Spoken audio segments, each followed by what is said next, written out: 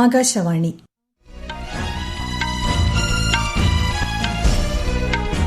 നമസ്കാരം.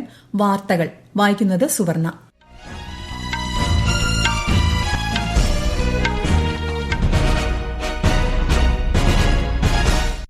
പ്രധാന വാർത്തകൾ.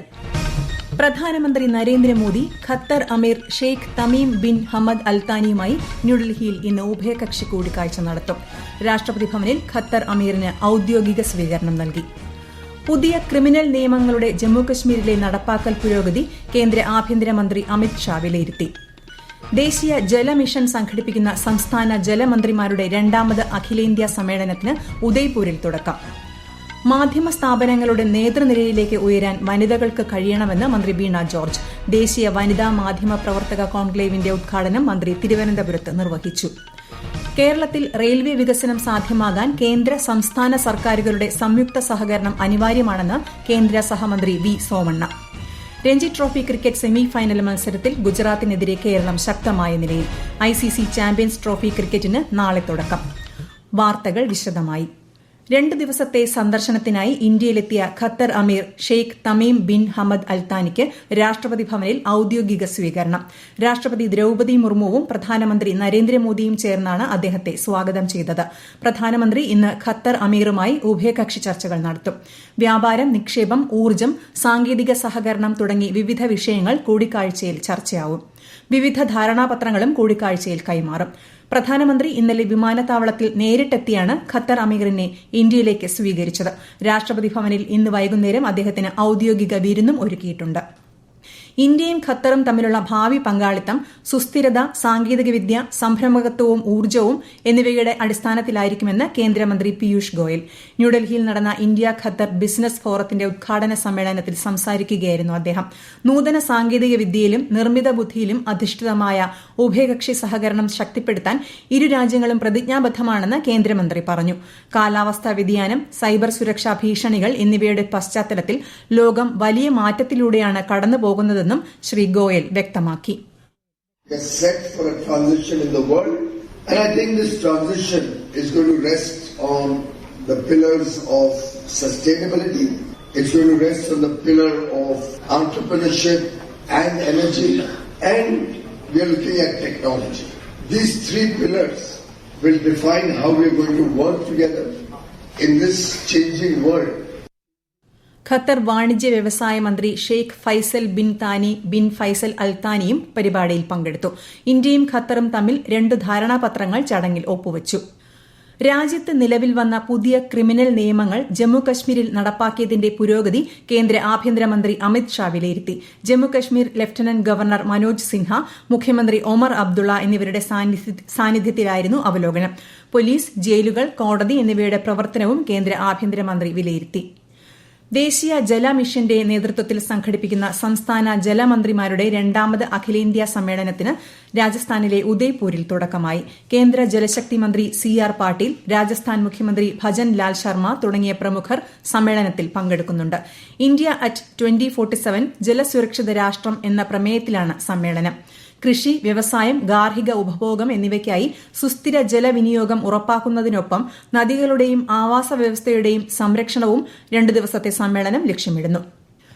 തെരഞ്ഞെടുപ്പ് കമ്മീഷണർ ഗ്യാനേഷ് കുമാറിനെ മുഖ്യ തെരഞ്ഞെടുപ്പ് കമ്മീഷണറായി രാഷ്ട്രപതി ദ്രൌപദി മുർമു നിയമിച്ചു.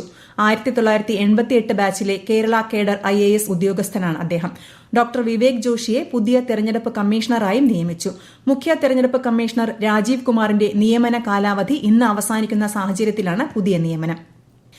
കേന്ദ്ര ബജറ്റ് 2025-26 സംബന്ധിച്ച് തിരുവനന്തപുരത്ത് സംഘടിപ്പിച്ച ആശയവിനിമയ പരിപാടിയിൽ കേന്ദ്ര റെയിൽവേ ജൽശക്തി സഹമന്ത്രി വി സോമണ്ണ പങ്കെടുത്തു.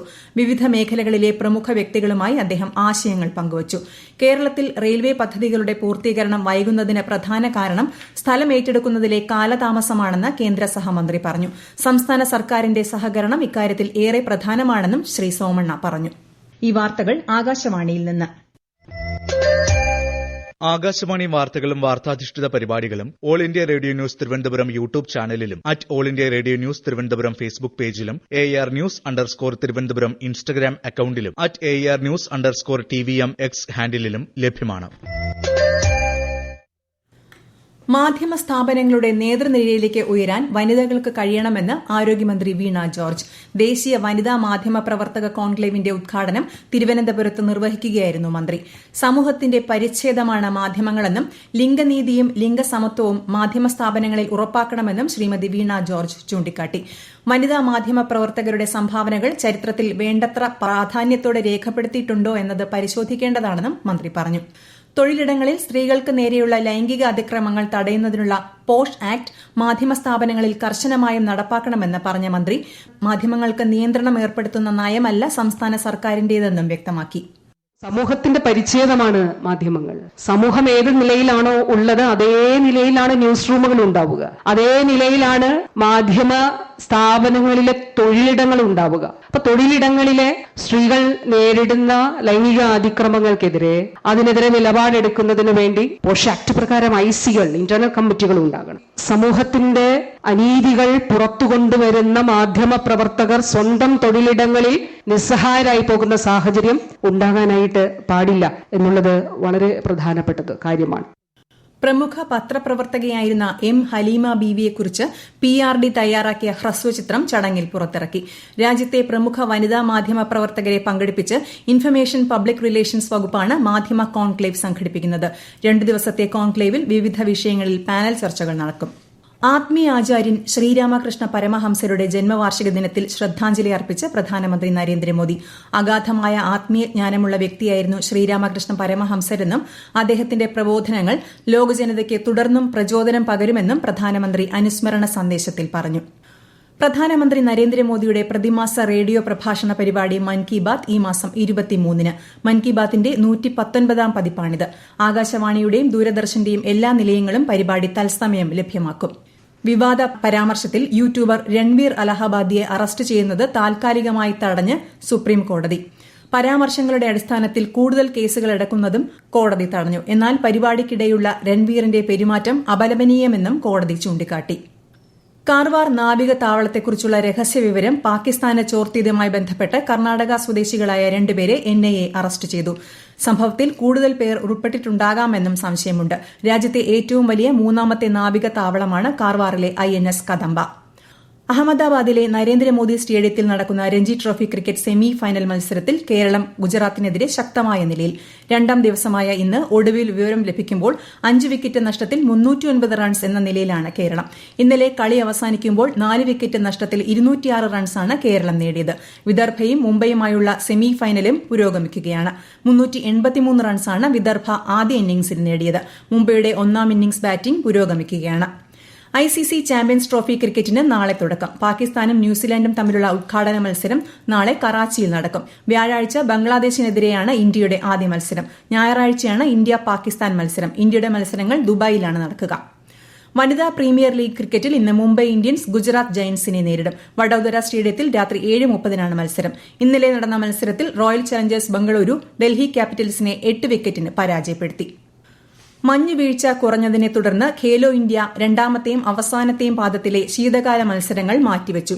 ശനിയാഴ്ച മുതൽ ഗുൽമാർഗ്, ജമ്മുകശ്മീർ എന്നിവിടങ്ങളിലായാണ് മത്സരങ്ങൾ നടക്കാനിരുന്നത്. പുതുക്കിയ തീയതി പിന്നീട് പ്രഖ്യാപിക്കും. കഴിഞ്ഞ മാസം 23 മുതൽ 27 വരെ ലഡാക്കിലായിരുന്നു 1ാം പാദ മത്സരങ്ങൾ.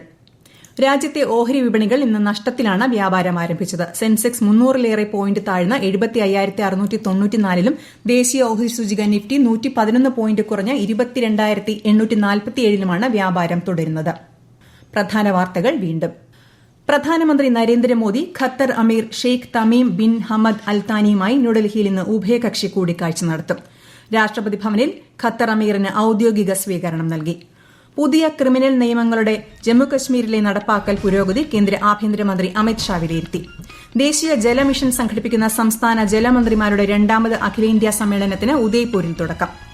മാധ്യമ സ്ഥാപനങ്ങളുടെ നേതൃനിരയിലേക്ക് ഉയരാൻ വനിതകൾക്ക് കഴിയണമെന്ന് മന്ത്രി വീണ ജോർജ്. ദേശീയ വനിതാ മാധ്യമ പ്രവർത്തക കോൺക്ലേവിന്റെ ഉദ്ഘാടനം മന്ത്രി തിരുവനന്തപുരത്ത് നിർവഹിച്ചു. കേരളത്തിൽ റെയിൽവേ വികസനം സാധ്യമാകാൻ കേന്ദ്ര സംസ്ഥാന സർക്കാരുകളുടെ സംയുക്ത സഹകരണം അനിവാര്യമാണെന്ന് കേന്ദ്ര സഹമന്ത്രി V Somanna. Ranji trophy cricket semi final മത്സരത്തിൽ ഗുജറാത്തിനെതിരെ കേരളം ശക്തമായ നിലയിൽ. ICC ചാമ്പ്യൻസ് ട്രോഫി ക്രിക്കറ്റിന് നാളെ തുടക്കം. വാർത്തകൾ കഴിഞ്ഞു. അടുത്ത വാർത്താ പ്രക്ഷേപണം വൈകിട്ട് 6:30-ന്.